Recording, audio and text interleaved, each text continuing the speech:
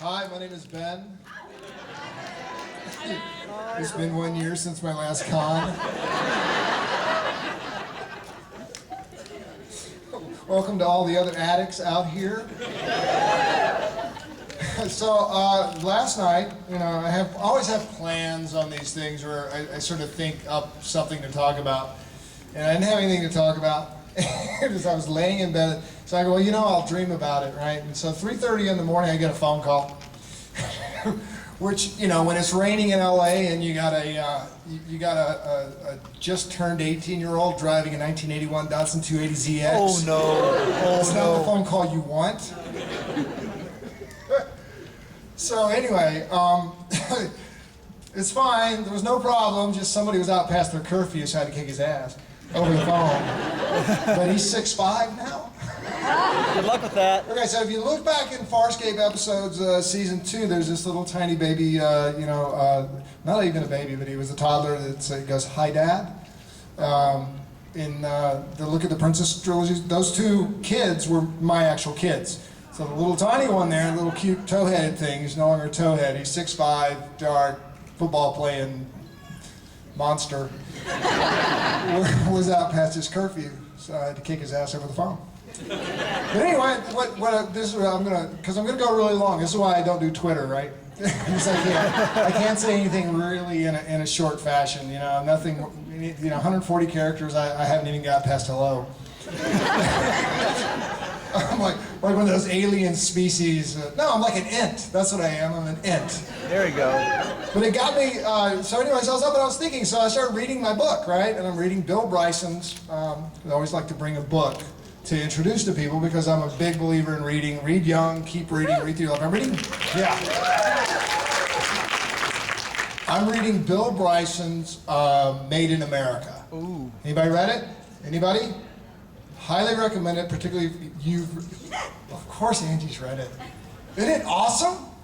Oh, okay, so I'm reading the book and I'm at the very beginning of it, and it's about language. It's about the changes in language and how it intersects with history and the meanings of things and words on things and what things mean. And I started thinking about it and realized that in general, within the sci-fi community, there is a hidden language.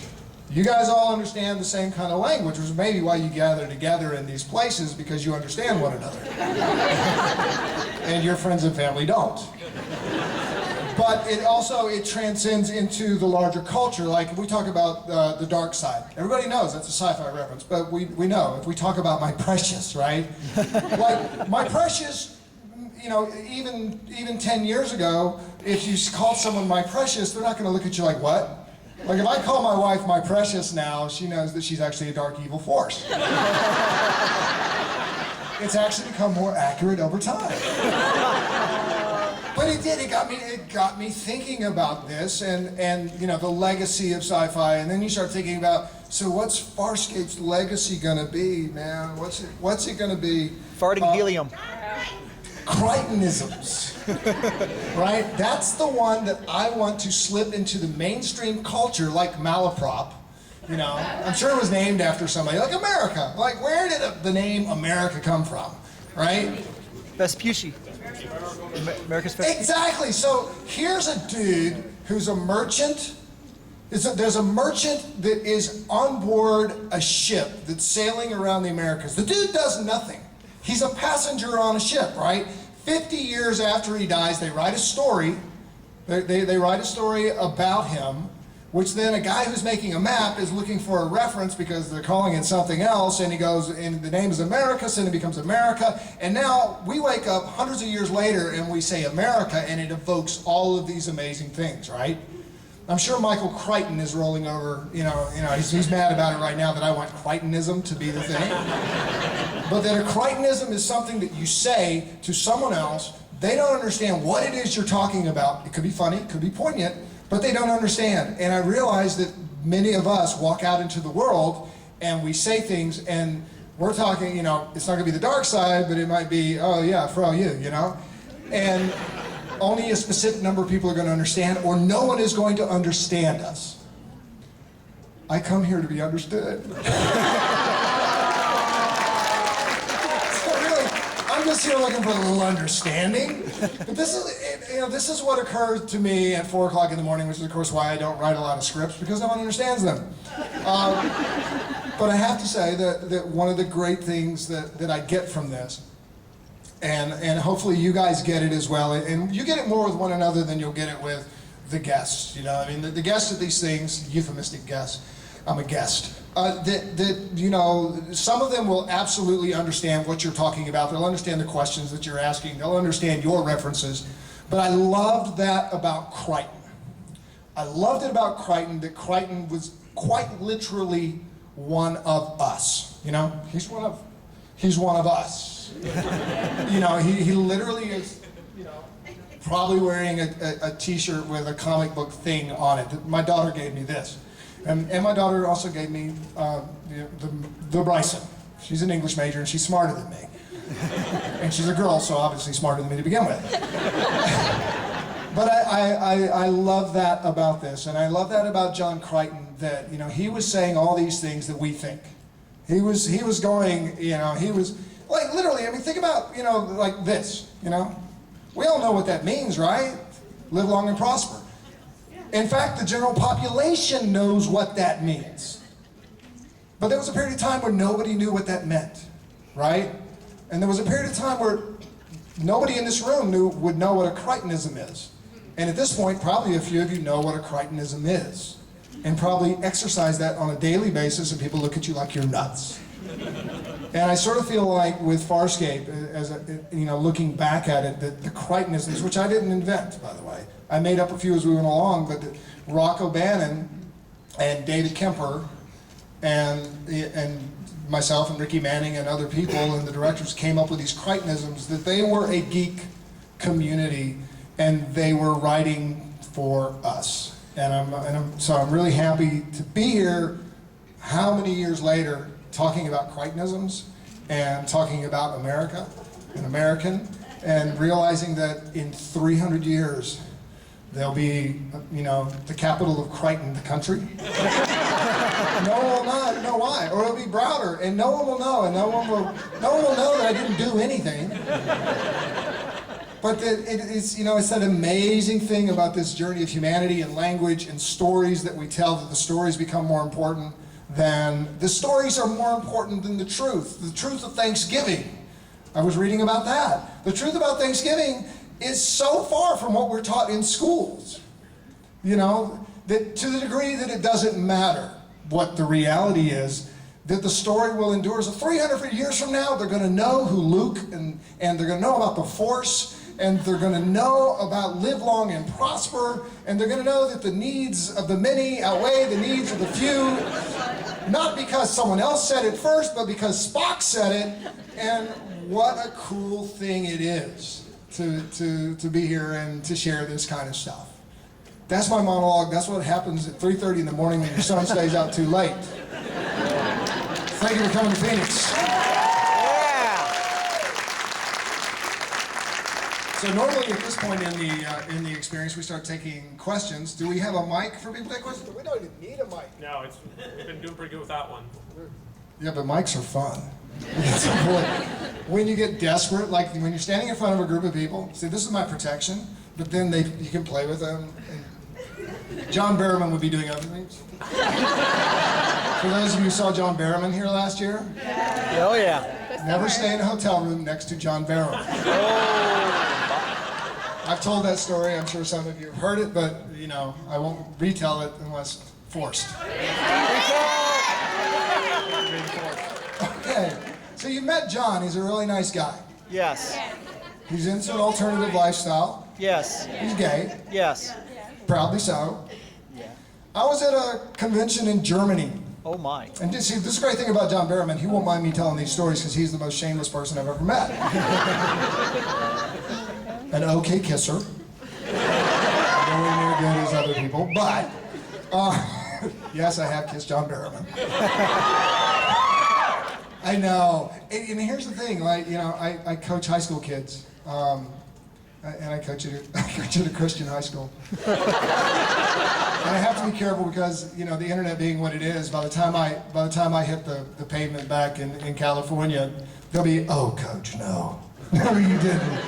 Yeah, that one happened. I was in Germany. By the time I got back to coach these kids, they're like, Coach, no. Either that or my wife, she Googles me and she goes, oh, honey, no. My precious. So I'm staying in a hotel. John Barrowman's in the room next door. Now the hotel is right near the airport, but there's two banks on the hotel. So there's this bank, and they look at one another. There's a middle courtyard and an atrium, and below is glass and everything. So you look down and you realize that Germans don't actually sleep when they go to cons. This is crazy. I didn't know Germans partied that much, but literally there were people all night long. In fact, a lot of them I don't think had rooms. They were sitting, sleeping, drunk down below. But I digressed. Barrowman's next door, right? So this is when I go to a con, it's like I got a full day. I'm going to meet people. I want to sleep, right?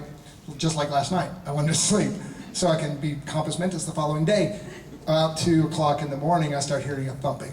I'm like, oh no, Barrowman's next door. So there's two banks in this, right? So there's no way for me to know what's going on next door other than through the sounds on the wall. And I'm hearing what sounds like some sort of Celtic ritual.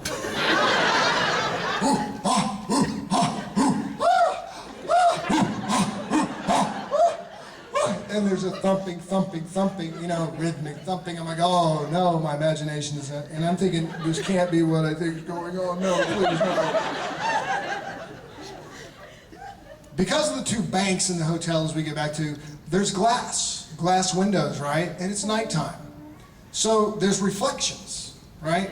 I've got my curtains drawn, right? But it's going on, it's gotten loud enough, I'm like, man, what in the world's going on? Maybe this window opens, I can look next door and go, Barrowman, whatever it is, cut it out, right?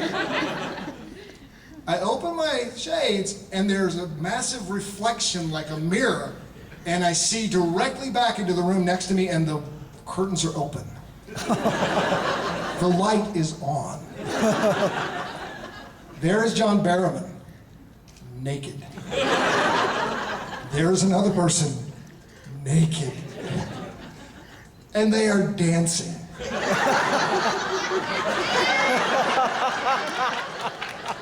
It's Eve from So, I'm going, oh no, there's two naked men. And then the Celtic ritual continues. Well,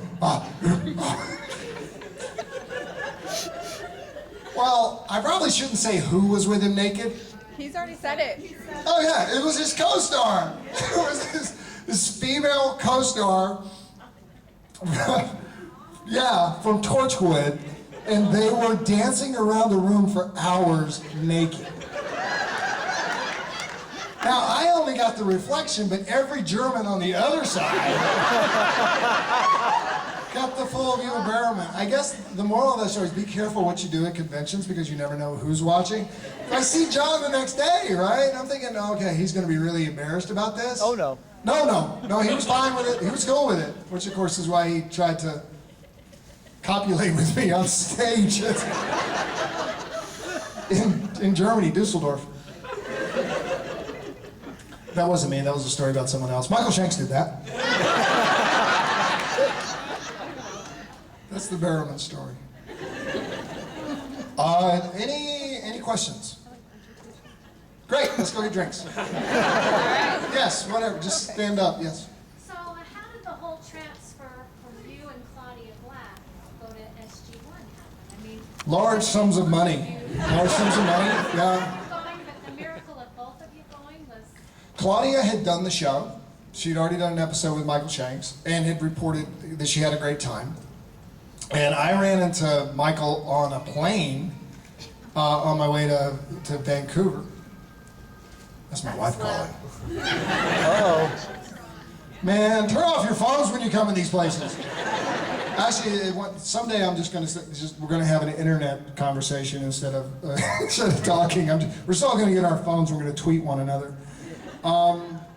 So I had met Mike, and he had spoken highly of it. I liked Mike, and then I met. So Claudia had already done the show, and they loved Claudia, as you would. And then I met the executive producer, Brad Wright, at a Sci-Fi event. And this is how, for those of you who haven't heard the story, this is how I got the job on Stargate SG-1. We were at a sci-fi party, right? And I meet Brad Wright, never met him, don't know much about SG-1, but I knew the show, seen the movie, seen a couple episodes, I knew they were competition, but Farscape had been cast, Farscape was in between the miniseries. Anyway, I met Brad, and we're talking, and Tricia Helfer, yeah, from Battlestar Galactica, is about 40 feet away in the party. It's a big party, lots of famous sci-fi people wandering around, but Tricia's over there and she's in this little strapless number. And Tricia's an attractive girl, right? And Brad Wright keeps turning and looking at Tricia. Oh man, that's just not fair. That's just not fair. And I go, who are you looking at, man? And he goes, that one. And I look over and I see it's Tricia Helfer, right? And he goes, man, that's just, And I go, you're talking about my wife. He goes, what? I go, that's my wife. Tricia's not my wife. Francesca to a is my lawyer. wife. He goes, oh man, I am so sorry. I am so sorry. I didn't know. And he goes, oh, wait, you're effing with me, right? He looks at that, and I just turn to Tricia, and I go, hey, Trish, you my wife? She turns around and goes, hell yeah, I'm your wife!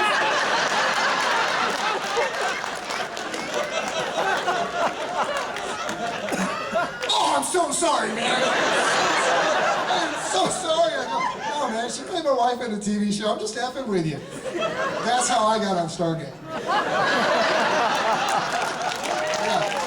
Claudia did it with talent. I did it with Tricia Helfer. The English language is so imprecise. You hear I just did that? Look at all the Love the English language. In fact, I got a text from my college applicant who stayed out last night. He's talking about, I'm writing a college essay. I'll send you I just want you to take a look at after I flush it out. Autocorrect on that. I think you meant flesh it out. But flush it out is probably more appropriate for a college essay. Love the English language. Yes? It's not so much a question. Just want to say happy late birthday. Thank you. Thank you. Oh, I forgot to bring my iPad.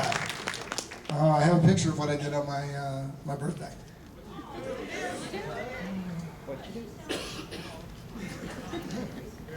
I can't tell you anything about it. Hollywood has gone nuts.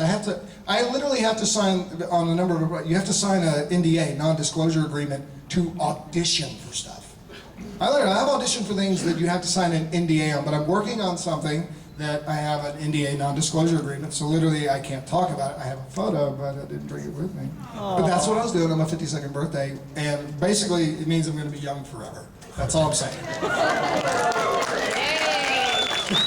I know, how cool is that? Like, I'm 52, but now I will be young forever. Yes? Any word on another miniseries or season 5 or movie of Farscape? There is a Farscape script. I think it's a feature-style script. I don't know. I know it's in development. I had a text from Rocco Bannon, the creator of Farscape, this morning. He says that my son can be in it. So, there is a script, but it's going to be about money. I mean, really, as I texted back and forth with Rock when I went to see Guardians of the Galaxy. Yeah. Yeah, great movie, but I swear the dude stole my underwear and walked around in them.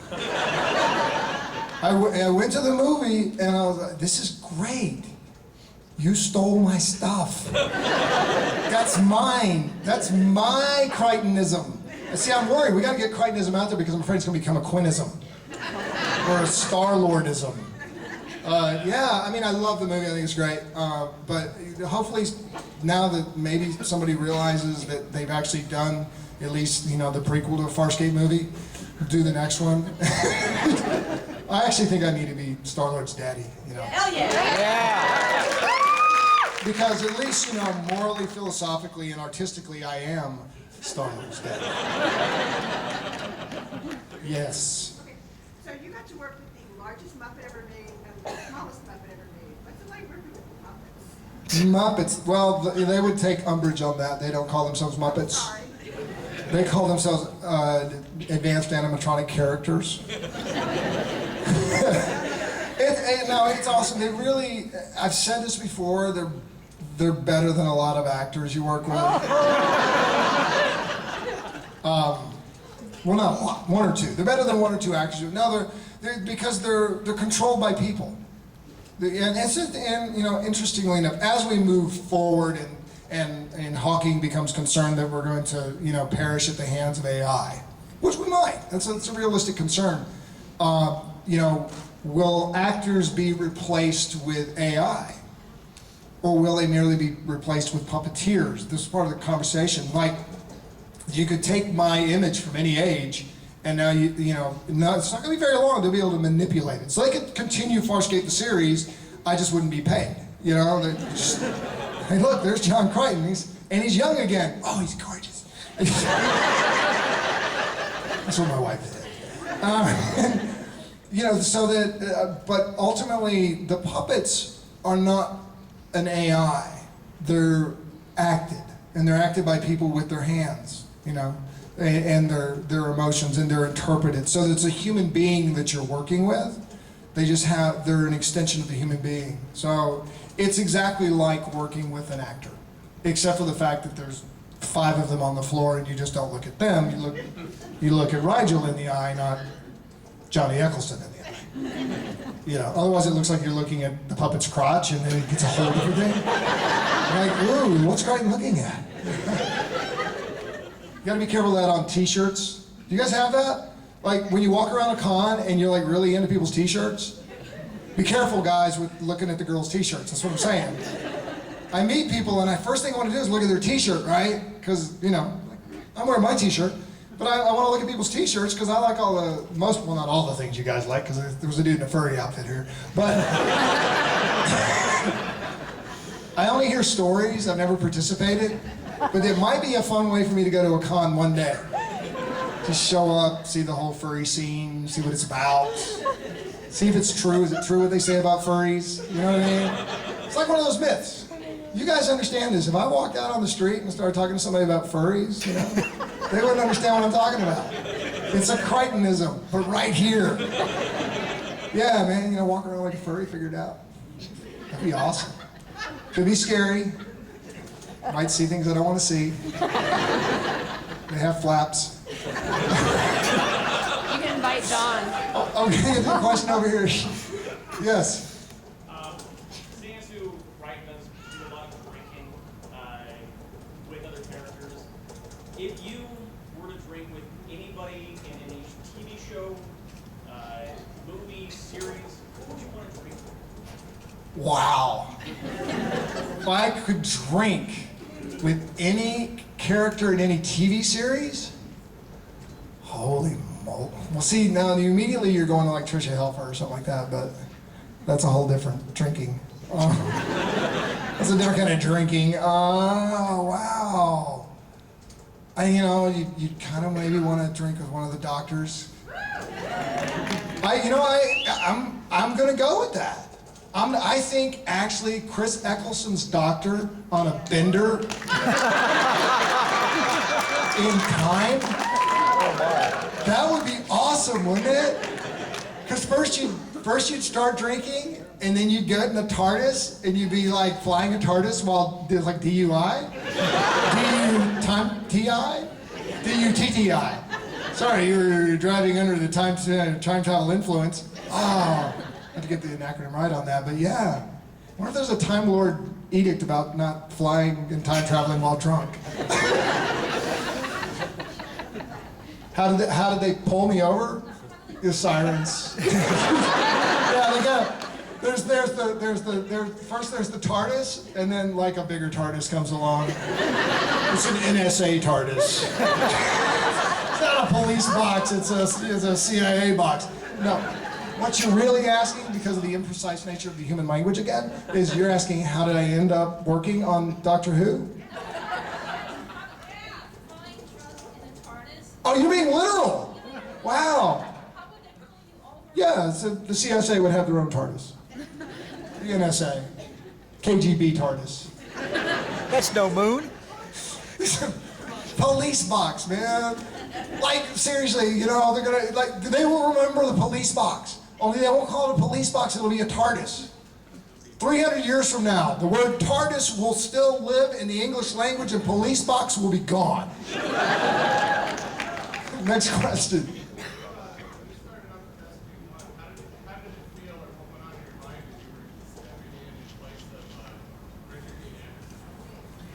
How did it feel to replace Richard Dean Anderson question?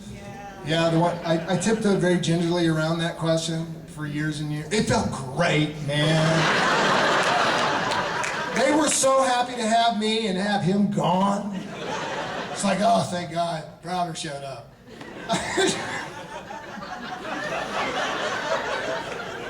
No, the first day on set, Chris Judge is going, so how's it feel to be on a real TV show?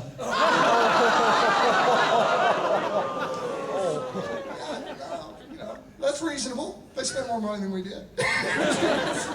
And we have real guns. So these are real guns, except for that thing you're carrying, dude. What is that, a worm? It was fun. It was a great cast. I had a great time with those guys. It was a really good working group. They obviously knew what they were all about at SG1 because they've been doing it for 400 years before I got there.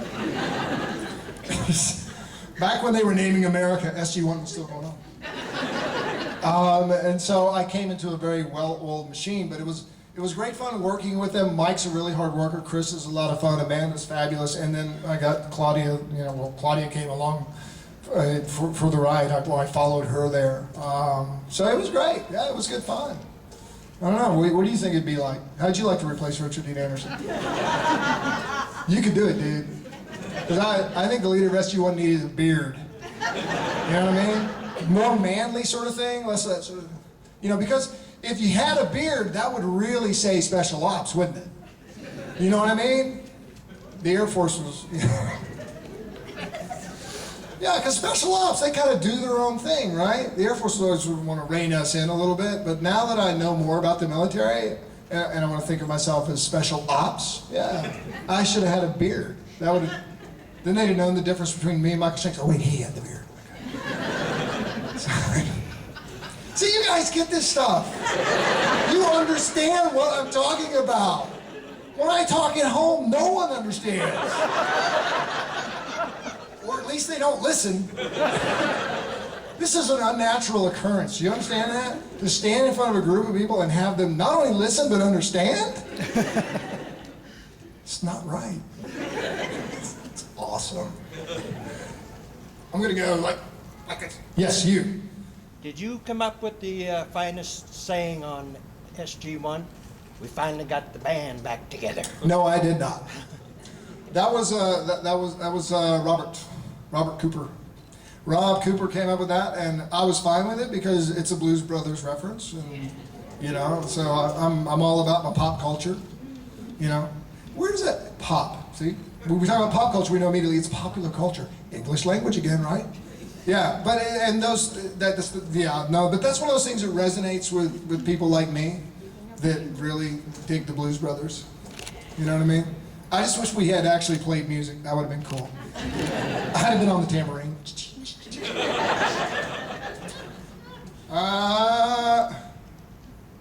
In the back with the eye patch. If you were to walk around the con anonymously, In a furry outfit. what character would you want to go as? But I'd have to be a furry, so now I'm limited. I'm either doing Chewbacca, which means I'm actually in costume. Oh no, I wouldn't have to be a furry. I could actually be a stormtrooper. Yeah.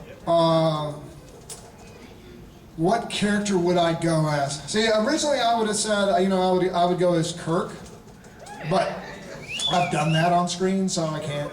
Did that in SG1 200th episode, so that would be not anonymous anymore.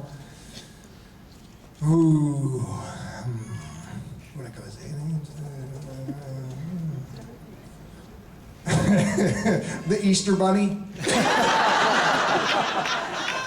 So I'm telling you, that Easter Bunny thing is powerful. It's fertile. It's manly. You know, I'm all about people who come to your house and leave you stuff. Santa Claus would be good. That would be fun. Come to, is there a Santa Claus out there? Yeah. Oh, good. Is he giving a Jedi Santa? Is he giving away stuff? No, because you guys have all been bad. That's why. You got a cookie, but no one else did. They're giving away highlights magazines for kids need to read right through starting in public. Of what? The Kids Need to Read program. Oh. Is giving away free magazines right next to him when kids come in. Okay, good. So go. So they're giving him some Heinlein. Highlights. Yeah, a little bit of Asimov. Some Stephen R. Donaldson. Well, I mean, I forced my children to read. Yeah. They were chained to the read, boom, boom, boom.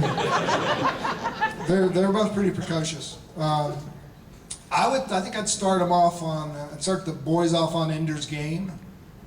I guess where I'd start the boys, and no, not Ender's Game. Boys love Ender's Game. I love it too, but it's issues that go with it. The Hobbit's hard to read. Have you read it? Yeah. Try reading it aloud to your kids. That's really hard. It's like, does the man know where a period's supposed to go? He's a linguist. I know it's a full stop in England, English language again, but, use the full stop, Mr. Tolkien, come on. And what's with this whole Elvish stuff? How do I pronounce that? It's like the Chippewa language or something, way too many consonants. Okay, well, you could start with The Hobbit. I like Ender's Game. My boy read Ender's Game when he was about 10, and Harry Potter, obviously. My daughter started on Harry Potter when she was like 3 or something. And grew up with Harry Potter. She thinks she is Hermione still. It's kind of scary when your college-age girl comes around and goes, Levioso. It's true. Has anybody seen Boyhood? The movie Boyhood? All right, it's made by the same guy that did Dazed and Confused. You seen that? That's right, Linkletter. You should see Boyhood because there's this really wonderful moment where the kids are dressed as Harry Potter characters going to the book sign to get the book. Where the kids lined up to get that book. I think that was a great book for this generation to get started in books. So that's great, passing out books. I love that. Yes, in the back. Next question. What is your dream role? What movie or character do you want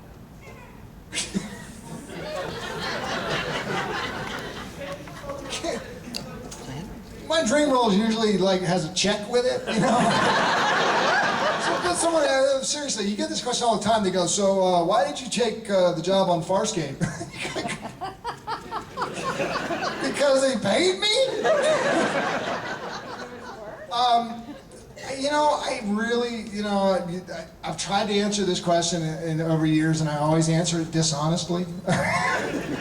Or rather, my mind changes about stuff. I would love to play John Crichton again. I've had enough time. No, really. I mean, that's as honest as I get about this kind of stuff. But I think the worst thing I see in any actor, and I've seen it, but the worst thing I see in any actor is when they show up for a job and they're just there for the paycheck. And they're well, now they be. Or just call producer.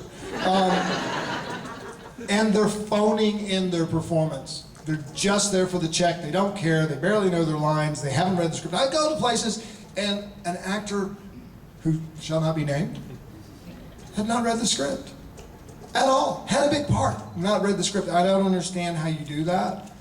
I think that when you take a role, you fully invest in it. You may fail gloriously if you're going to fail.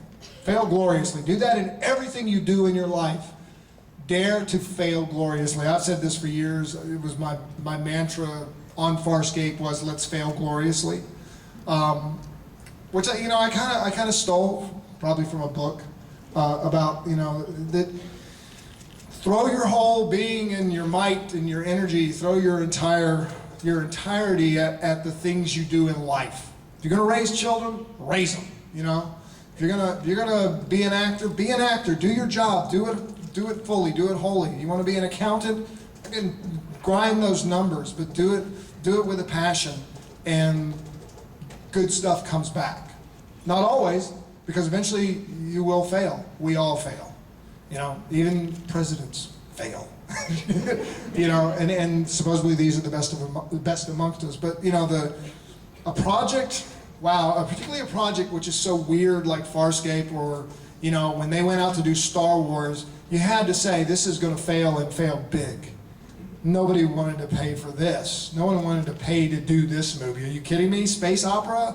Well, you know, blah, you know, these things don't work. And I heard that when we were in Australia, and the production element in Australia was Channel 9, and the head of the network at Channel 9, who refused to give us a time slot, told me that, well, you know, mate, sci-fi just isn't working in Australia.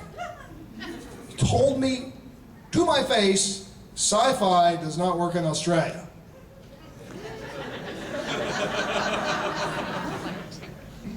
Did you ever hear a thing called Star Wars? You know, Alien, Star Trek. it was, you know, so, you know, here was a guy who was not even going to try. So he didn't even put the show on air in a decent slot in Australia, where it was made. So the people who worked on it at home, everybody thought they were Willy Loman. Yeah, see, these people know the theater right there. They thought it was a guy, they thought that the people went out to, pretended to go out to work and sat on a park bench and never actually worked anywhere, because their families never saw Farscape. It was never on TV until after we finished shooting it. Yeah, and yet at the same time, you look at it on paper and you're gonna go, oh yeah, this is gonna fail. And that's the reason I got the job, because no one else would take it. But Farscape succeeded because people threw themselves at it. The writers loved it, the people who worked on the show loved it, the creature shop loved it. The guys who carried equipment to and from the set cried when the show was canceled. They did. Big, blokey Australian dudes who all they wanted to do was get to 6 o'clock to drink beer, cried when the TV show that they were lugging equipment on was canceled, because they loved it so much, because they went after it passionately. And the reason the show succeeded was not because it was not because of me, it was not because of all of the brilliant writing, it was not because of the brilliant cinematography or the Henson Company or the brilliance of Claudia Black or Anthony Simcoe wearing tentacles, you know, for most of his life. It was because collectively people were passionate and threw themselves at it. So I'm a big believer in failing gloriously, and that's why stuff works. And that's when you're an actor, you want people to throw themselves at their craft, throw themselves at their art. If it stinks and it's terrible, you just kind of take it on the chin and move on. But I'm a big believer in that particular ethic, and I think it shows in a lot of sci-fi projects, not just Farscape, because people love doing it so much. Yes? Okay, so we both went to the same high school. This girl went to my high school, can you believe this? Woo! Go Stangs! So, if you would know, since in North Carolina, you have a southern accent. I have no southern accent. You think you have a southern accent? Well, you grew up there too. They beat it out of you at Myers Park High School. If you show up with a southern accent at Myers Park High School, that's the Myers. Now, Myers Park High School has that accent. That's what the white people sound like. Except for the ones that were from further over around Sedgefield, they sound more like this. Here's the Sedgefield accent, here's the Myers Park accent. Can you hear the difference? I'm from Myers Park, I'm from Sedgefield, and then of course there's, you know, the brothers and sisters, and you know, but yeah. Okay, I've done that to people and they think I'm crazy. What is it? It is true. I mean, literally, all you do, you cross one road. It's called Park Road. As soon as you go across that road, accent changes. Language changes. I love that about language. Is it Bath or is it Bath? You know, the English didn't say Bath until the 1800s. So when you hear all these period pieces and you hear that posh English accent, nope. It's supposed to sound Southern. Tomorrow and tomorrow and tomorrow creeps in this petty pace from day to day to the last syllable of recorded time. And all our yesterdays have lighted fools the way to dusty death. Out brief candle. Life is but a walking shadow. Poor player that struts and frets his hour upon the stage and then is heard no more. It is a tale told by an idiot, full of sound and fury, signifying nothing. Yeah! That's some reasonably good writing done in the way it's supposed to be done, not with that poncy English stuff. Having said that, my wife is English, and I apologize, honey, you just Googled me. Yeah, there's another question. Yeah, you. Have I read what? All of the, what? Ender, have I read all of Ender's? No, I've read Shadow of the Hegemon, I've read Ender's Shadow, I've read four or five of them. I like Ender's Shadow, and I like Ender's Game. I like the one with Bean, that features Bean, and I like Ender's Game. Those are my two favorite in that bunch, but I've read some other. Orson Scott Card, I think, is a really interesting writer. Yeah, I'm literate. That's right. Even though I did come from the Sedgefield side, and she came from the Miles Park side. That's right, I came from the wrong side of the track. Yes, sir. One of the best scenes, or the seasons of Farscape, is the one where Crichton goes insane. One of the scenes where...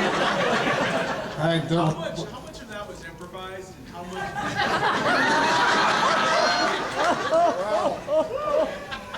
Okay, so here's what happened. I got to the end of season 1, and I said to the writers, I said, you know, Crichton's becoming unhinged. And they said, no, you can't do that. I said, yeah, I'm doing it. I came back in season 2, I said, he's got PTSD. He's messed up. And they said, well, what do you mean he's messed up? I said, look, he's at the other end of the universe. He's been beaten, shot at, chased, tortured. You know, he has to have something has gone wrong with him. He is stressed and he has problems. And then they wrote Crackers Don't Matter, right? Where they wrote these scenes where he's hallucinating Scorpius. And I went back to the right. So then I started doing stuff, right? Like I'd be in a scene and I'd go, oh, I'm like in the middle of the scene, stop it. And then I go back to the scene, right? So they're watching the rushes and the day. I said, what the hell's he doing, right? He said, what are you doing? I said, he's imagining Scorpius all the time. He has conversations with Scorpius in his head, right? He's been hallucinating him for months. And they went, what? Not now. Okay. I'll be in a scene, I'm working with someone, and we're like talking about, pilot, we need a... Okay, pilot, we need...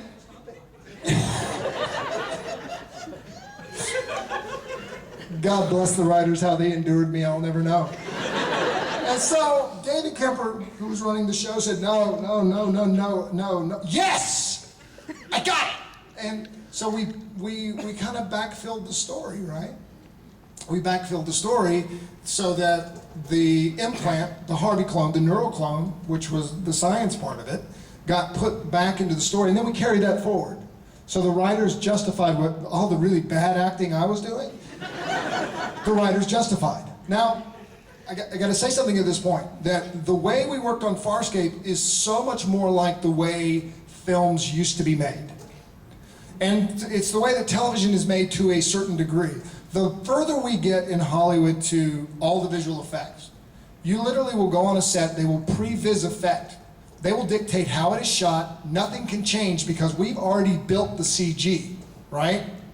Now this is not how Hollywood has made movies, and very successful movies, for generations, but as it becomes corporate and it's expensive, and the CG is the most expensive and important item, you get these sterile movies which are completely, everything is done, the actor only has to come in, say the lines, and to a certain degree it is what has happened on a number of science fiction franchises that you go, what happened? Everything about the CG elements trumped the acting. Why is the original Star Wars so rich in character? Because it's an organic process, the actors bring things to it, things happen on set, oh my gosh, that's a Wookiee, and that's how Farscape worked. If you read things by Billy Wilder. Yeah, I read nonfiction too. Billy Wilder talks about he's shooting Sabrina with Audrey Hepburn.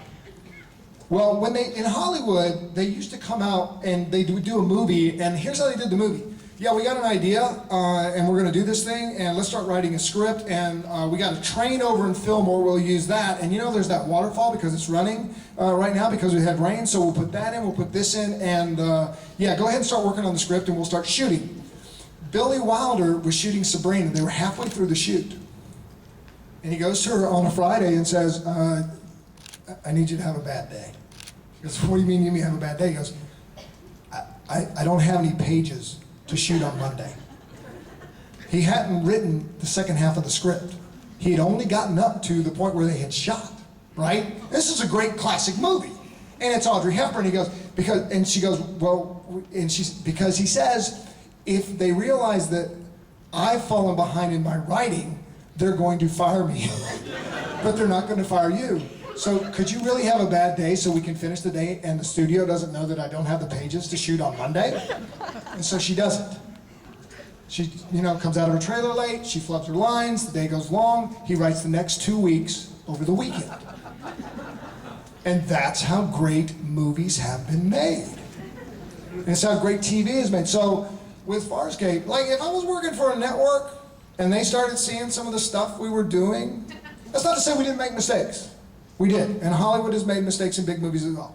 But that organic process, which is visceral and real and human and reacting to what's happening, you don't go to the end of the universe and stand there and say, yes, I am Mr. America, named after a merchant that never even did anything, and I have all the answers. That wasn't John Crichton, that isn't who any of us would be. John Crichton was the guy who was saying stuff that nobody understood. And if there weren't effects on him, if he didn't go a little bonkers, and sometimes a lot bonkers, he wouldn't be us. He really wouldn't be. And that doesn't happen unless you have a very brave production company, a very brave network like Sci-Fi was for us. They said, go do it, fellas. Just go make it. We'll see it when it comes out. And you have crazy people like David Kemper and Ricky Manning and Rock O'Bannon, who are wonderful writers and great directors. So we were very privileged in that sense. They kind of let us loose. And that's where that came from. So how much did I improvise? Some of it. But that's actually how it came about, which I think is really cool. And we go back to this side of the room. Yes? So growing up, what were your influences in sci-fi as you got older? You limited it to sci-fi. I was like, what are your influences? I'm really into Matisse. I think Ulysses is the greatest book ever written. I'm trying to sound intelligent right now. I think that, that Theodore Roosevelt was an amazing man. When you got them by the balls, their hearts and minds will follow. Teddy Roosevelt said that. That's where that phrase comes from. TR. Somebody else probably said it first, but he's the one that's remembered for it because that's the way it goes. When you got them by the balls, their hearts and minds will follow. My sci-fi influences were anything and everything that was sci-fi because I watched it. As far as literature goes, it was, I read Tolkien, but that was rough for me. It was not enough, there weren't enough periods, too many commas.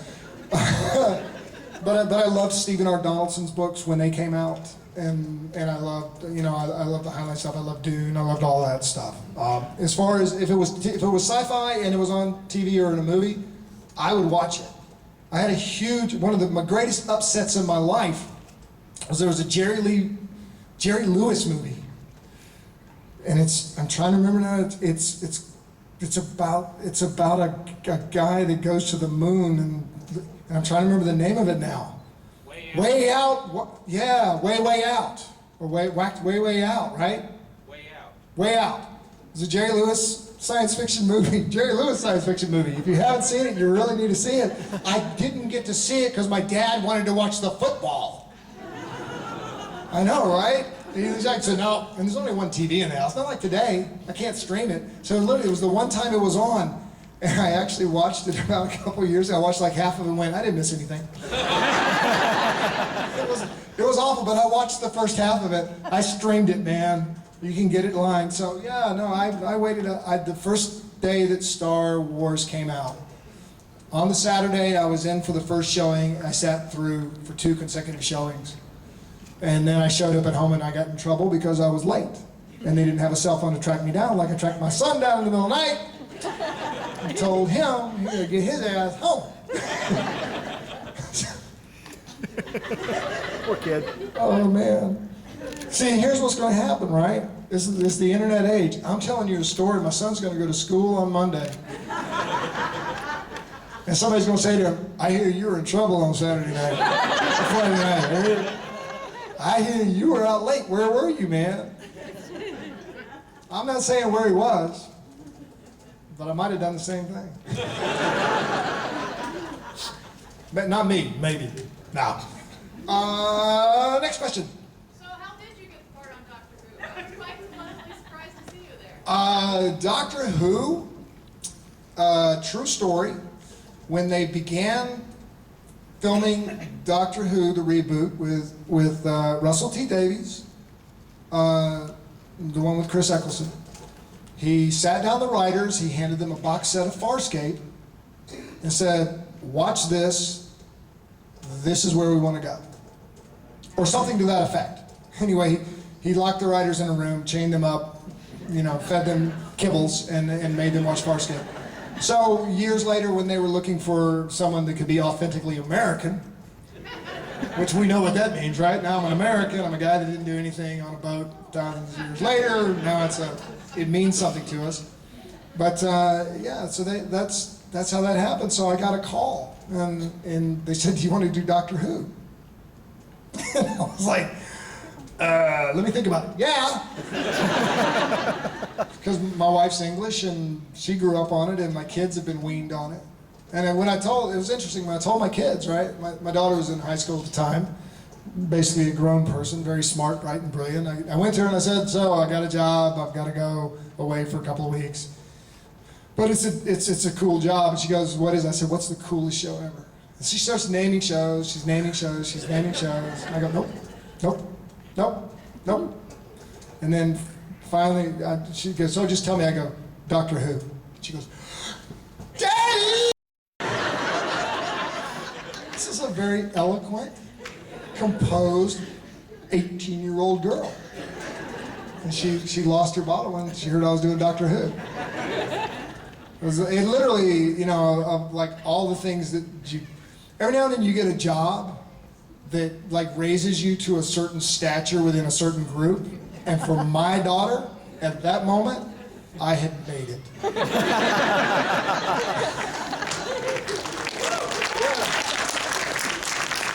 Yeah, but what a great thing that you can actually, like, for your kids, like your teenage kids, to be impressed with you. Because like on a day-to-day basis, yeah, right. So yeah, I mean, I'm very blessed. I'm very lucky. I'm very, very lucky. Next question. I'll get to you. You're in my eye line. You're next. Yeah. I'm wondering if you've ever considered narrating another book like you did with Interlopers? No one has asked. No one has asked. Although I met Alan Dean Foster. And he was like, it was really great. I said, I'm sorry how I mangled your book. He said, no, I loved it. I went, oh, great, man, thanks, That's really kind of, that's one of the things I kind of geek out about writers. You might have noticed, maybe, I geek out about writers. Yeah, like another one of the great things, I get to like meet people like that. And then occasionally you realize that, wow, they've actually watched what you've done, and then you really get, oh no, man, oh no, I love you, you're the best ever, man. And so it's a great thing, It's just, Scalzi? Yeah, I don't know him. If I see him, I'll like approach him. Like, ready, Miss Browder, run away. No, that's an idea, but I don't know. Yeah, I just haven't been offered. And maybe I may not be good at it. I don't know. I'm only good at standing around looking pretty. That's it. Laying there, I look pretty. So I do for my wife. Hey, baby. Yeah, I love you, baby. No, seriously, man. I do the old man thing. Ah, you're the cutest little girl I've ever seen. I got lots of characters I play at home. They're all kind of repulsive, but they're me. Yes, next question. Yeah, speaking of PTSD, has anything happened with the movie that you were... I don't think anything's happening with that right now. That's the thing. I generally try not to announce anything. Usually someone else announces it and the internet takes it and runs with it. Like I said, the thing that I'm going to be working on, I got an NDA, so I can't announce it. Eventually, maybe they'll announce it, but it's cool. It's gonna be cool. But no, as far as I know, nothing's going on with that. As far as I know. But I think, look, it's a topic that needs to be addressed. It's an ongoing topic. It's going to continue to be an ongoing topic. Tell me about it. No, it is. It's you know, it dates all the way back to the beginning of time. The soldiers come home, and sometimes only part of you comes home. And I don't think there's been a definitive film made about that kind of stuff. I mean, you know, coming home, there's good films about it, but there isn't really one for this generation. They sort of touched on it, they only touched on it briefly in American Sniper. It's a hard film. It's a hard film to make because it's a hard subject. It's a very difficult subject to talk about in a population that doesn't even realize you're still at war. You know? You still have military in a war zone. You have soldiers and young people going over there and being subjected to shell shock, or whatever it is you want to call it. They call it something else in every generation. It's a hard one. It's a hard film to make, and someone should make a good one about it, because film tells us more about what's going on than the latest slogan or the latest soundbite or the latest YouTube video, because these YouTube videos last for 15 seconds. I mean, we've been dealing with race in this country my entire lifetime. I remember seeing signs, color only. I was in the first desegregated school system in the country, Charlotte, North Carolina. Mecklenburg County, we were desegregated. We had race riots. We had problems. We dealt with all that, and we're still dealing with it. And the Twitter feed and the latest flare-up of these things is not going to be the answer. We need to look at it deeper. And within our culture, sometimes film is a better way to get it in there. But like I say, it's a tough one to make because it's not necessarily a commercially viable kind of thing, you know. Yes? One thing I loved about Donald Crichton was his sarcasm, and I noticed in the later years he became much more sarcastic and a lot more pop culture references. Did you have any influence? I don't think that his pop culture references increased. His sarcasm came out of, I think, a harder edge. Maybe he became harder edge as he went along. And it may have been that, you know, he certainly had more irony in him as he went along, which Americans have trouble with, irony being difficult for us. We're very literal people. It's like our language. We'll go back to our language again. You know, Americans have this thing of, you know, combining words to describe things. An aubergine is an eggplant, right? We're really a kind of literal people. We lose certain subtleties, and irony is one of them that thrives much more in other forms of the English language. But yeah, he became a little harder edged and a little more desperate as time went on, because the stakes continued to rise for him. But you know, I think if we see him, it'll be interesting to see what he's doing now. I'm really curious about what he's doing now. You know, he's on Tatooine. My people, Dagobah. Exactly, that was John Crichton's problem. Nobody knew what Dagobah was, right? Yeah, Yoda from Dagobah. My people. Yes. I was just wondering, for Farscape, what was like your favorite episode of filming? Like, is there a story involved with that? Oh, dude. I mean, have you seen the show? Okay, so for you, what do you think your favorite episode to be with? Like the crackers one. Like crackers don't matter? Crackers don't matter just because it was so zany and like weird. But I had a great time chewing scenery on that. A brand new car. Yeah, that was me. Yeah, Meltdown. I thought he was going to go for Meltdown. The episode which, has never been seen in my household. For those of you who missed Meltdown, it was like one long make-out session. I don't know what the writers were thinking of. It was like, okay, so we're going to do this thing, and you guys are going to be like hands all over each other, kissing each other. You can't keep your hands off each other. And I'm like, dude, man, this is going to be a hard one to sell at home. Okay. Yeah, I haven't rewatched it, but I probably ought to. Once my wife gets rid of me. Yes, next question. Yes, you. In the glasses, you saw. Between the doctor and the comedian, which one would you choose? I love young people. See, because I would have asked, which one do you choose to be with? And when I know that John Barrowman had a different answer. Honestly, it's such an English, the doctor is, I don't think I would make a good doctor. I can do the crazy stuff and stuff, but if they ever get like a really staid and boring doctor, I think I'd make a great companion. I think I would totally make a great companion, man, And a number of those doctors would really be attracted to me. Yeah, no, and I had this discussion. I was really, after I went on the show, I was like, you guys, it's about time to turn over companions, isn't it? Don't you think you need, like bring in an American companion just for a while? Just for a while, so that way all of the Americans in the audience can dream of being the Doctor's companion. Because the Doctor in Doctor Who will never be anything other than British, ever. It's just not going to happen. He is a British institution. That'd be like, Captain Kirk, wait, a captain of the Enterprise that's British? My people! But the British hang to their own. They cling to their own. It's actually what I found coming out of drama school. I went to drama school in England. I'm very, very cultured. Even if I can't remember things. But when I came out of drama school in England, what happens in drama school in England? I went for this 3-year program. All you do is act and read and do Shakespeare and hang out with a bunch of people in the pub and smoke cigarettes and drink beer. They don't do that anymore, but they did back in those days. So, there I was in the pub, but the final year of drama school, you put on plays. So you're putting on the play, and the agents come, right?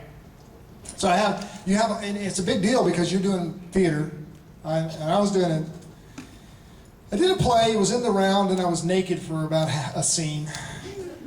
You can't really hide, but I was butt naked in the theater, in the round, and I started getting calls from agents. No, that's not true. No, it was actually, I'd done a play, and I was working in England, so I was using received pronunciation, and it was being English. And I would get phone calls, or you get a letter, you go to your box, and there would be a letter, and it's the letter from the agent. And you look at the letter, and you go, oh, wow, the agent wants me to call them. So now this is a big deal for a young actor to get an agent. Means it's an entry into the business. It's not enough to be in drama school, you've got to get someone to get you some work, right? Because the idea is to have a job and get paid. I got letters. And I got a letter, and I'd been playing an English role in an English play. I'd been training, received pronunciation. It was a classical piece, and the agents would write, and they would say, please give us a call. It's 02, blah, blah, blah, blah, blah, blah, blah. See, that's the London prefix back in the day, 02. And I called them. And I would say, hi, this has been Browder, Central School of Speech and Drama. I got a letter from you. And they'd say, what? Hang on a second. Yeah, you came to my performance, and you sent me a letter saying you'd like to discuss representation. I just wanted to follow up. And they go, which school are you at? I go, Central School of Speech and Drama, now known as the Royal Central School of Speech and Drama. I was in that play with Rufus Sewell, you saw me, blah, blah, blah, And what would happen is that they would get confused. And then and at a certain point they go, you're American. I go, well, yeah. And they said, well, we can't do anything for you. And I said, what?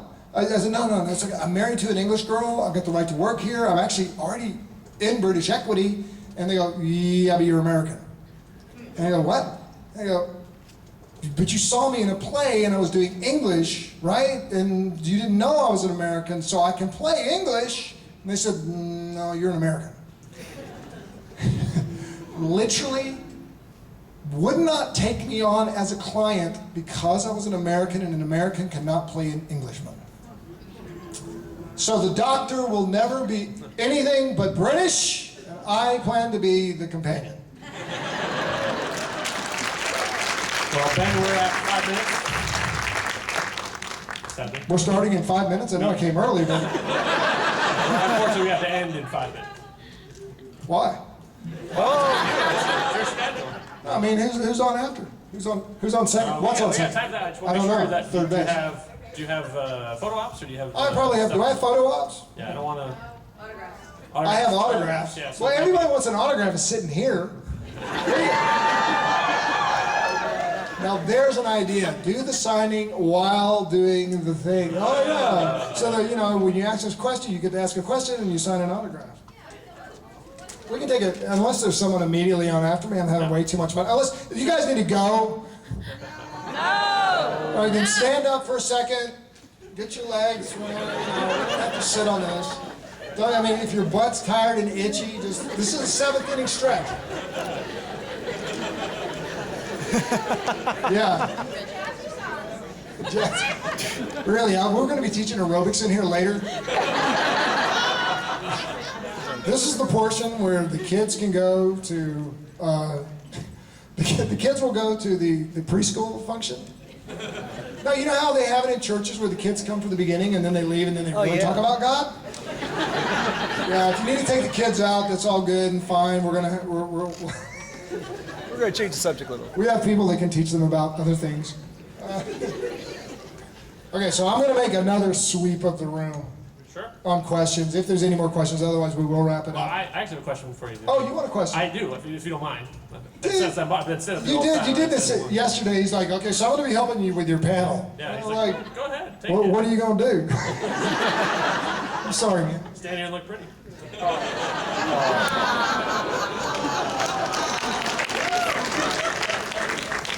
Well, I was curious, because I watched a little film called Bad Kids Go to Hell. All right, yeah. Anybody seen this? You have a treat in store for you. You're lucky. Yeah, but I believe there's a sequel coming, and you were heavily involved in the sequel. Is it something you'd like to talk about, maybe?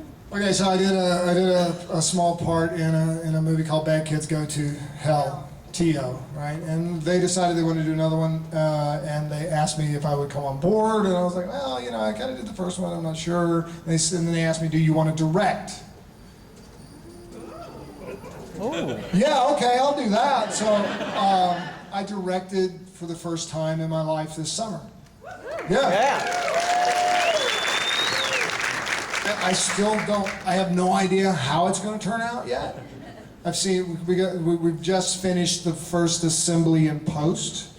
But yeah, I got to direct, and I had the best time since I worked on Farscape. Yeah. It was awesome. It was ridiculous amount of fun. I got to sit on the other side and cast these young people. I got a cast.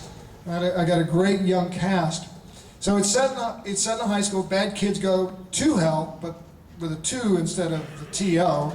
So it's a sequel, but it's like a reboot because it's not anything like the first movie, other than the fact that it's a body count movie and people are going to die in horrible ways. You just don't know who. It's basically, as I say, it's Agatha Christie, but in a private high school where there's like rich kids, so you want them to die. But it also means that you get to get the rich girls in their like little schoolgirl outfits, which is complete con fodder. You know what I mean? It's like, yeah, you know, you see that all the time. So, you know, we'll have one with a welding mask on and her little outfit. So we shot this movie, and I got a cast. So we got to do the casting, and I got a cast of almost all 18-year-olds. There's no 20-year-olds playing 18. They're really 18 years old. So I cast a number of them in Dallas, got a couple out of LA. And who else is in the movie? Sean Astin is in the movie. Oh, wow. Yeah, Sufi Bradshaw's in the movie. Gina Gershon is in the movie. Sammy Hanratty plays the lead in the movie.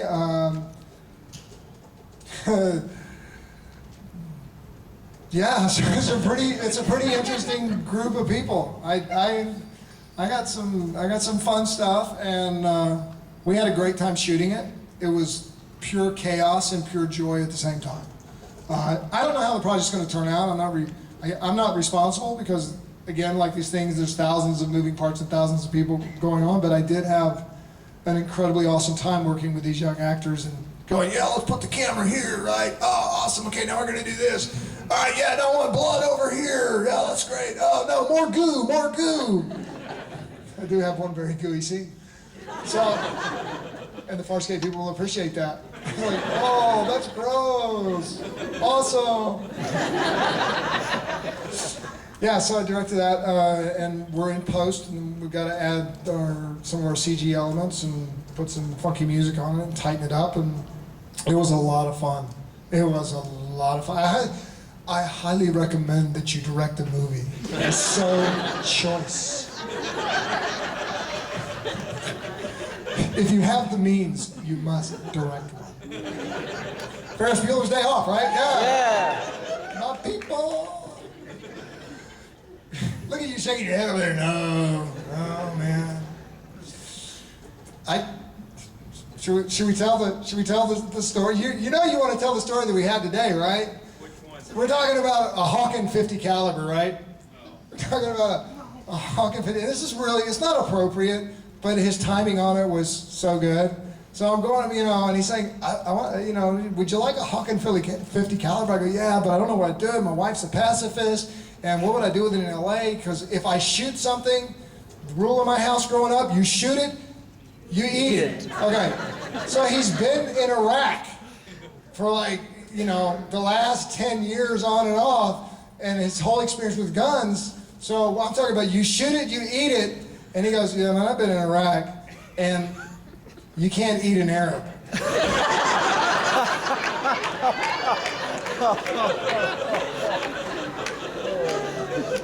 It's so wrong, but so choice. The timing on it was impeccable. I had never thought about it. I mean, it's like, because literally I thought you shoot it, you eat it. I never thought about it in terms of like that side of things. I'm picturing I'm out there and I'm gonna eat the squirrel because that happens. First time my wife went up to the mountains of Tennessee and my dad walked out of the woods with a brace of squirrels in one hand and a shotgun in the other. Oh. No, I am not joking. This is for reals. My dad my dad was an educated man, but he was a country boy. He comes out of the woods wearing overalls. He's got his 12 gauge double barrel in one hand and 6 squirrels in the other. And he comes into the kitchen with the vermin and he puts them on the counter and there's dinner. Like, no, if you shoot it, you eat it. I can't eat it there. You're right, man, you're right. I was wrong. I now have to amend my rule as if you shoot it, you eat it. I'm like, wow, I had never even thought about that side of it. Which goes to show you how naive and, there's people out there that have, like real stuff, because everything I shot I ate except for that rat. And a woodchuck. I won't eat a woodchuck. Woodchuck. You know where that comes from? That's what the Indians called it a longer name with woodchucka in it, right? And it was like a woodchucka, and then we anglicized it to woodchuck. That's what we do. 2 words, simple woodchuck, but did a woodchuck ever chuck wood? No. That's why that makes no sense. What does that giant varmint have to do? You see, a woodchuck is like a giant rat. What does that have to do? Like a mutated beaver with no flappy tail. Why is that a woodchuck? That makes no sense. The English language, I thought maybe it's like named after a dude named Chuck, Another sci-fi reference right there, right? The whole show about that woodchuck. Woodchuck? I don't know. Next question, yes. You have shot the stuff in Australia. But I didn't eat it all. I did not eat any Australians, right? I'm saying I shot Australians, but I didn't eat them. And these kids that I shot this summer, I didn't eat them either. So Okay, recovering gracefully.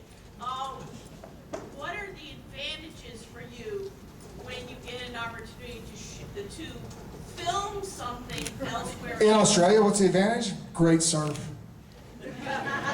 See, she thinks I'm not serious. Really, the only advantage of Australia is great surf, beautiful women, beer.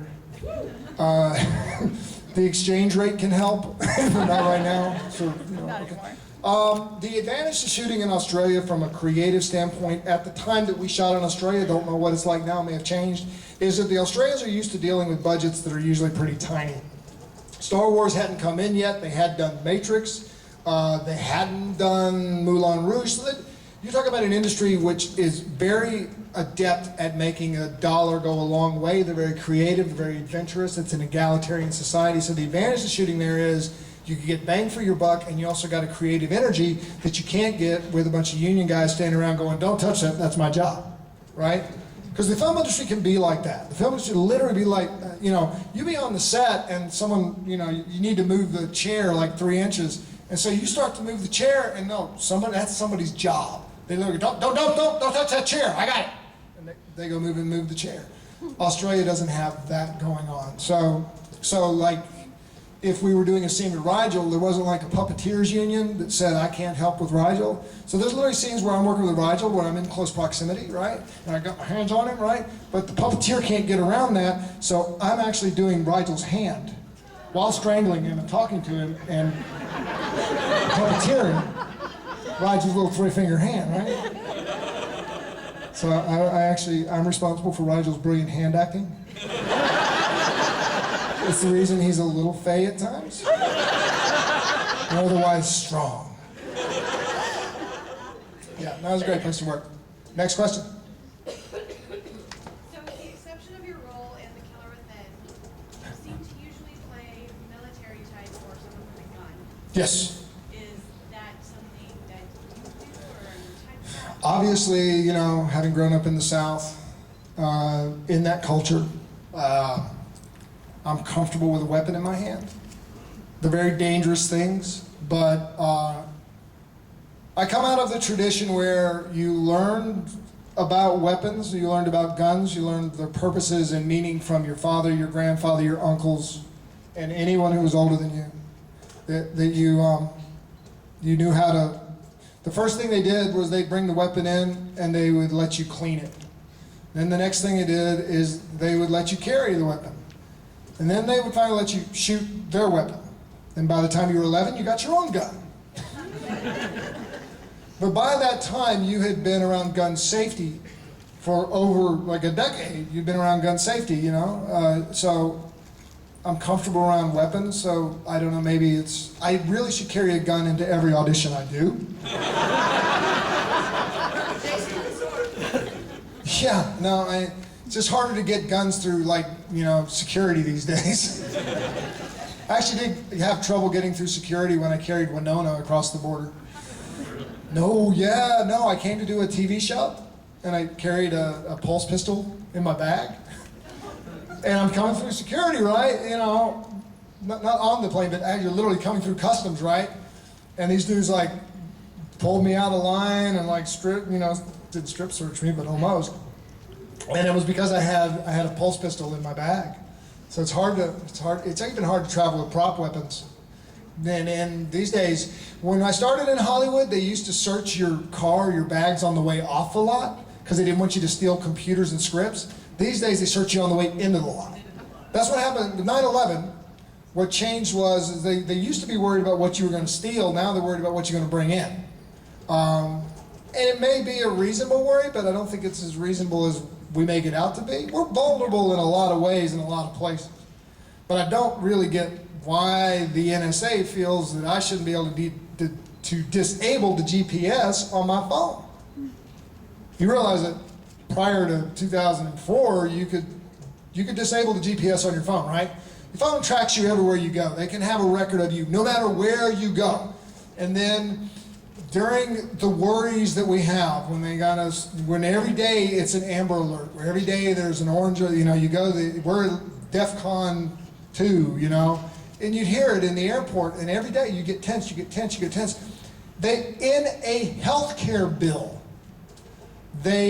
for the purposes of facilitating 911 calls so that if you had a problem and you needed to call 911, they could find you, they eliminated the ability of the consumer to take the GPS tracking off of their phone in a healthcare bill. Sneaky. You know what I mean? Now, I'm not saying there's anything nefarious going on or that they're listening right now or that they can listen through my phone. I'm not that paranoid, but I'm pretty close. I am Southern after all, and we were invaded. Oh no, it was the War of Northern Aggression. There's stories that were passed down from generation and not in Myers Park, of course. So Myers Park is a bunch of carpetbaggers. They cooperated with the Union Army. That's why they got the money today. But the poor people of the South, and it really doesn't matter whether it's true or not true, the myth of it is what endures. See, it doesn't really matter whether Crichton was ever a writer or a person, that someday a Crichtonism will be like the greatest act a man can perform. It's like doing the dishes or changing a diaper. Did you do a Crichtonism today? Yes, I did. What does that mean? I don't know. Where's it from? I don't know, but it's a Crichtonism.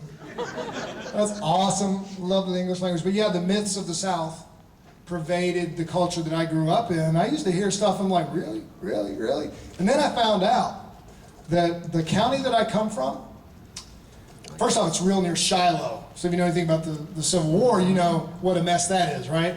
So it's real near Shiloh, and I had a great-great-great-grandfather that fought in the Battle of Shiloh. He was in the 4th Tennessee Infantry. There was also a 4th Tennessee Cavalry, which was in the same county, and it was a Union.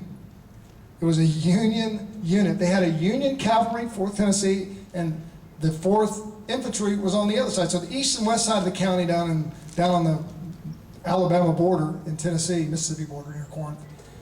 Half the county was Union and half the county was Confederate. They were literally fighting each other, neighbors fighting each other in the middle of the South. But anyway, diverse from the story, my great-great-great-grandfather was listed as killed at the Battle of Shiloh. So, you know, there's lots of stories and myths about, you know, the sacrifices made. He was fighting for the Confederacy in Shiloh. And I started doing the records, I dig in the records, and then I look and realize that, but my great-great-great-grandfather, the one that came after him, was born in 1864.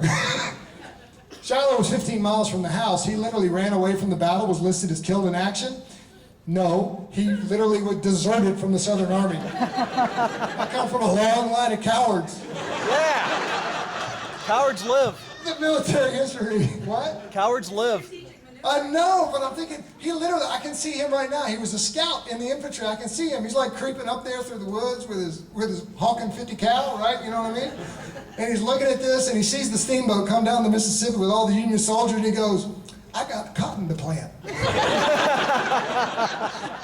I'm going to get back to my wife and my slave and get it in. And it was literally one of those things where, you know, you look at these things and you go, so what's the truth of this? I was told all these stories about the North and the War of Northern Aggression growing up. Much like I was told that, I was told that the Pilgrim Fathers, you know, saved themselves when really, have you heard this? I think I told this earlier, but I got to tell this one because this also was my epiphany in the middle of the night. I don't even know if I talked about it yet. So there I am reading about. We're reading a history lesson. It's not Sunday, so I can do history instead of theology. Yeah, come to a Sunday meeting. We'll get theological and spiritual. I was reading, you know, in the middle of my epiphany about Crichtonisms and reading about truth and everything else. So the Pilgrims show up at Plymouth Rock. Well, no, it wasn't Plymouth Rock because that story was written 100 years later by a woman in Devon who had never been to the United States. She actually saw something about the Pilgrim Festival, the Pilgrim Feast, celebrated, that was written in a Boston paper, so this whole story was not even written until like 100 years later, and it was written by a woman in England, never been to America to begin with. So the Pilgrims show up, there's 100 of them, about 6 months later, half of them are dead, and the other half are children.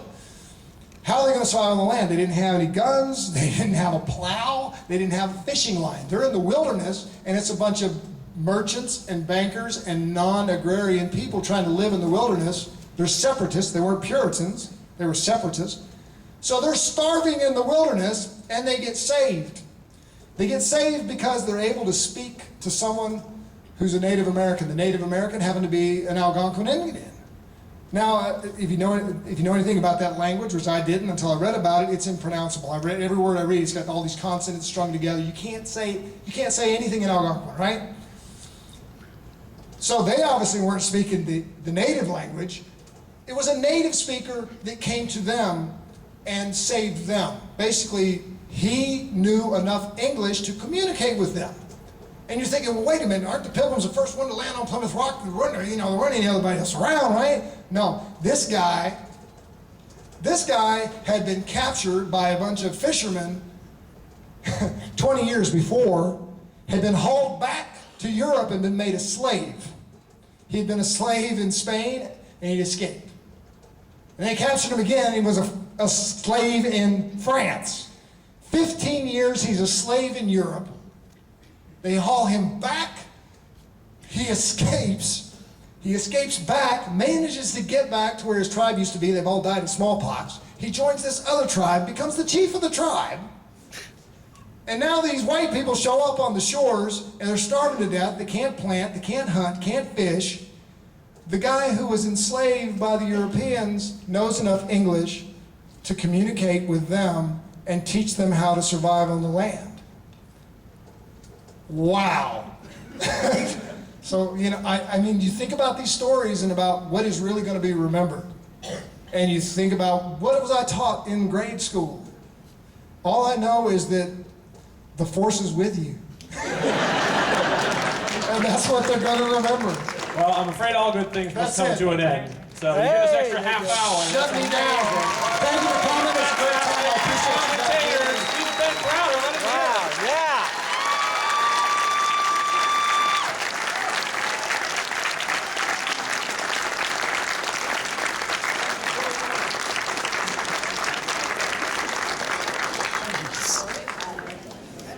Wow.